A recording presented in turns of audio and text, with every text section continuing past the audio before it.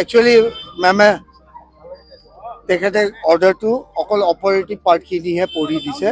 তেওঁ এইটো কৈছে যে যিহেতু তেওঁৰ পোষ্ট কণ্ডাক্টটো অতি বেয়া আছিল, কাৰণ তেওঁ ঘটনাৰ পিছত ক'ত সহায় কৰিব জুবিনক, তেওঁ গুচি গৈছিল মালয়েছিয়াত। তাৰপিছত তেওঁক লুকআউট নটিচ দি কেনে অনা হৈছে। তো সেইকাৰণে তেওঁক যদি আজি বেলত দিয়া হয়, তেতিয়াহ'লে তেওঁ আকৌ সম্ভাৱনা আছে ফ্লাইট ৰিস্ক অৰ্থাৎ পলাই যাব পাৰে। বাকী মেৰিটখিনি আমি এতিয়াও দেখা নাই, কাৰণ অপেন কোৰ্টত খালি তেখেতে আজি অপাৰেটিভ পাৰ্টখিনিহে প্ৰনাউন্স কৰিছে।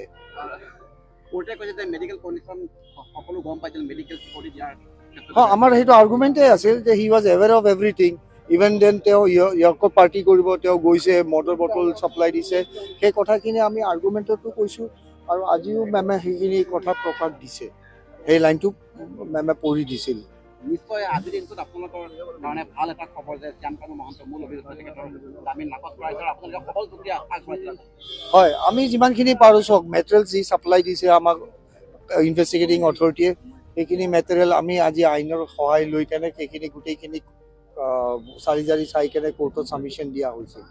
কোৰ্টে সেইখিনি আমাৰখিনি এপ্ৰিচিয়েট কৰিছে আৰু তেওঁ সেইখিনি আমাৰ ছাবমিশ্যনখিনি গ্ৰহণযোগ্য বুলি ভাবি তেওঁ এই বিলটো নাকচ কৰিছে।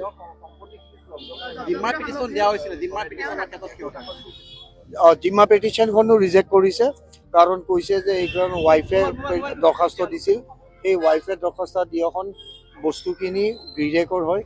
তে এইখন যদি এতিয়া চিম কাৰ্ড যিখিনি মেছেজ আছে, these are all case property, এইখিনি যদি ভুল মানুহৰ হাতত যায়গৈ, তো সেইখিনি আকৌ মুচি দিয়া হ'ব, ডিলিট কৰি দিয়া হ'ব। তেনেস্থলত আমি প্ৰচিকিউশ্যনে ডিপ্ৰাইভ হ'ম to prove the primary documents. তো সেইকাৰণে সেই জিম্মা পেটিশ্যনখনো শ্যামকানু ডাঙৰীয়াই নাকচ কৰিছে। আৰু বাকী কেছটোৰ কি আপডেট আজি হ'ল? আজি কেছৰ এতিয়া নেক্সট পৰ্যায় গ'লটো কালি বন্ধ May' day.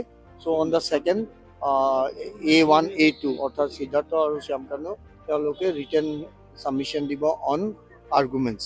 Written argument submit কৰিব, যিখিনি তেওঁলোকে ছাবমিট কৰিছিল অৰেলি, সেইখিনি এতিয়া ৰিটেন ফৰ্মত দিব। সেইটো 2 তাৰিখে ধাৰ্য কৰিছে, আৰু 2 তাৰিখে সিদ্ধাৰ্থৰ বেল এপ্লিকেশ্যনৰো অৰ্ডাৰ হ'ব। চাৰ্চ ফ্ৰেমৰ প্ৰক্ৰিয়াটো কেনে পৰ্যায়ত আছে? চাৰ্চ ফ্ৰেমৰ প্ৰক্ৰিয়াটো গোটেই কমপ্লিট হ'ল। আজি সুমন শেখাৰ জ্যোতিৰ উকিলো কমপ্লিট কৰিলে। তো সেইকাৰণে সম্পূৰ্ণ হোৱা বুলি কোৰ্টে লিখিলে। কিন্তু 2 তাৰিখে খালি এটা লাষ্ট চান্স দিছে, যাতে কোনো প্ৰিজুডিচ নহয়, কাৰণ বাইদেৱে ধৈৰ্য অধিকাৰ বেছখিনি শুনিছে, তেওঁ এভৰিথিং নোট কৰিছে, যে অকল কৈ গৈছে তেওঁ শুনি আছে সেইটো নহয়। তেওঁ সুন্দৰে চব পইণ্টছবিলাক তন্ন নোট কৰিছে। আৰু মই কালি যিটো অৰ্ডাৰ দেখিছোঁ, আই হাইলি এপ্ৰিচিয়েট হাৰ অৰ্ডাৰ। কিয় কাৰণে যে তেওঁ 2 পক্ষৰ ছাবমিশ্যনখিনি তেওঁ কনচিডাৰেশ্যনত লৈহে অৰ্ডাৰটো পাছ কৰিছে, যে অকল প্ৰচিকিউশ্যন বা অকল একিউজৰ উকিলক শুনি কেনে তেওঁ অৰ্ডাৰ দিয়া নাই। মোৰ নিজৰ পাৰ্চনেল ভিউটো সেইটো যে মই বৰ সুখী যে এটা বেলেঞ্চ অৰ্ডাৰ লিখিছে। সেইটো 2 তাৰিখে গম পাম, যিহেতু 2 তাৰিখে গোটেই চাৰ্জটো ফাইনেলি কমপ্লিট হ'ব। আজি অৰেল ছাবমিশ্যন গোটেইখিনি কমপ্লিট হ'ল, কেৱল 2 তাৰিখে ৰিটেন ছাবমিশ্যন বা ৰিটেন আৰ্গুমেণ্টছখিনি জমা দিব।